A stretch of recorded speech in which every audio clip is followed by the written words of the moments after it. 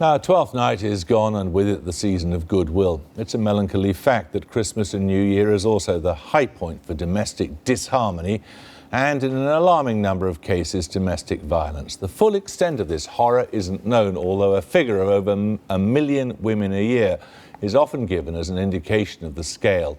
Many women have difficulty persuading the police to take them seriously, but sometimes the abusers do opt for treatment. I'm quite a bit bigger than my wife, so it was very, very easy to intimidate her with my size. So I'd start using that as a controlling measure.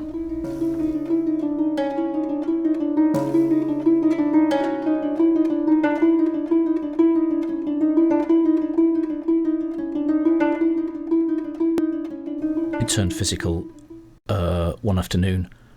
My wife wasn't listening to what I was saying, or I didn't believe she was understanding what I was saying, and in my mind she was not being very, very clever or very alert to what I wanted to do. So I lashed out and punched her in the stomach. This was about 8 weeks after my son was born, so obviously it was very painful.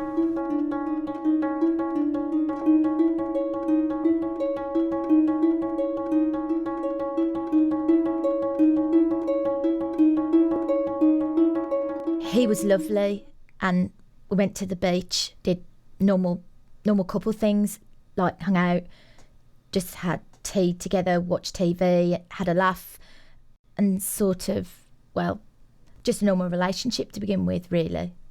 Things went from an argumentative situation to a physically abusive situation within the space of weeks. Can't think of a form of violence that I didn't display. Nearly every part of my body he'd hit. And after a while, it started getting to the point where he'd do it where people couldn't see it.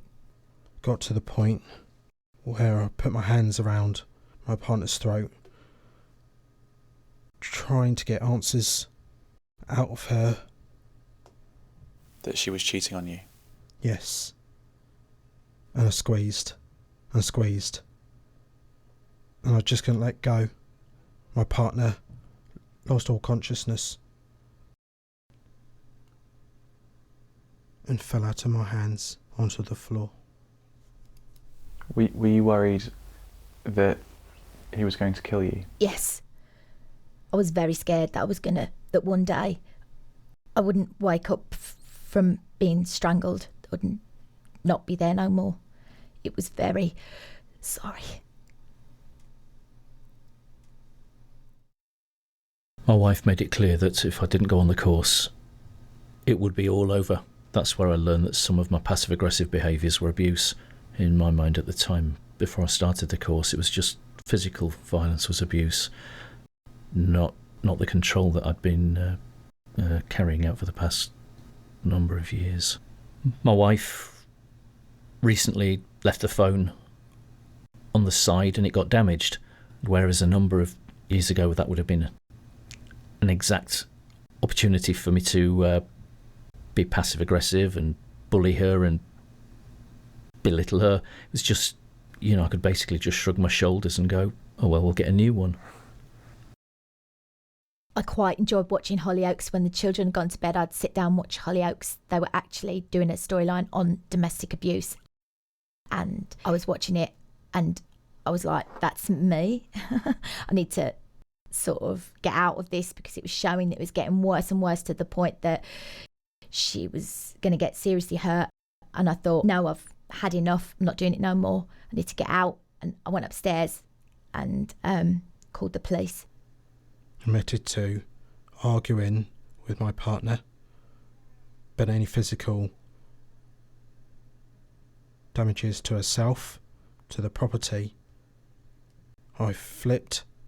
I made it her fault. I accused her of hitting herself. They phoned up and said, no, we've dropped the case again. So I was like, right, okay. Did you want that case to be dropped? No. No, I didn't want it to be dropped. I wanted him to be punished for what he'd done to me. I'd given up on everything. I very rapidly went downhill. I got suicidal. I took an overdose. I didn't know where to go. I engaged myself on the course. I asked for a self-referral. He's a completely changed person to what he was. He can actually hold his temper for an awful lot longer, and he's able to recognise when he's getting to the point where he's going to explode, and he will leave and take a time out. Do you think that you're cured? No. My belief is I'm still exactly the same person. I still have the ability to get that angry, be that aggressive, but I have the tools and I have the management techniques to control my anger and do something more positive with it. I wouldn't say he will never do it again, but as long as we keep recognising it and keep working at it and keep putting the things in place and recognising the signs, we can get through it without it getting to that point. Why should we believe you now? It's a question of trust. I don't expect people to believe me now. I don't expect anyone to believe me. Ever. Because I have diminished the trust to that level. It's people's own decisions whether to trust me again or not. Well, now the names were changed in that report to keep the contributors anonymous.